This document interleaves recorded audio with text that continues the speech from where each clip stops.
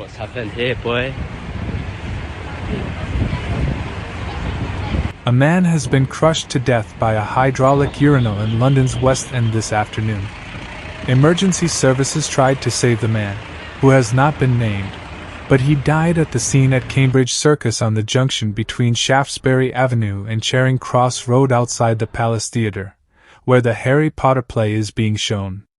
It is thought that the man was working on a pop-up urinal which rises from the pavement for those out in London at night.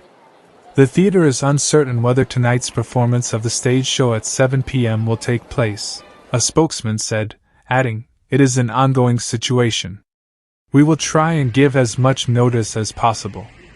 Ambulance crews, an air ambulance and firefighters were dispatched at 1:05 p.m. and police were called 5 minutes later.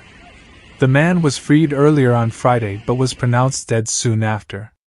A Metropolitan Police spokesman said, "We're sorry to have to update that, despite the efforts of emergency services, the man who was critically injured in Cambridge Circus was pronounced dead at the scene. His next of kin have been informed. Cordons remain in place at the location."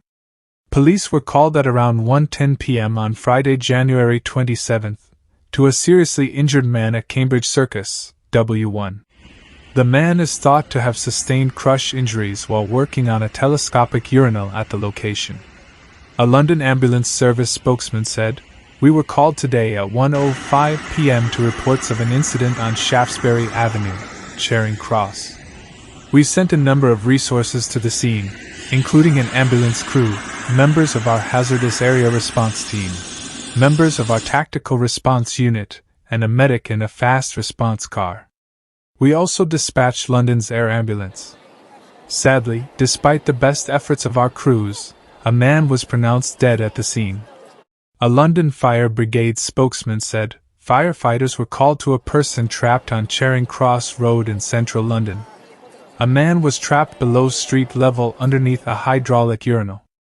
Firefighters worked with partner agencies and used a winch to free him.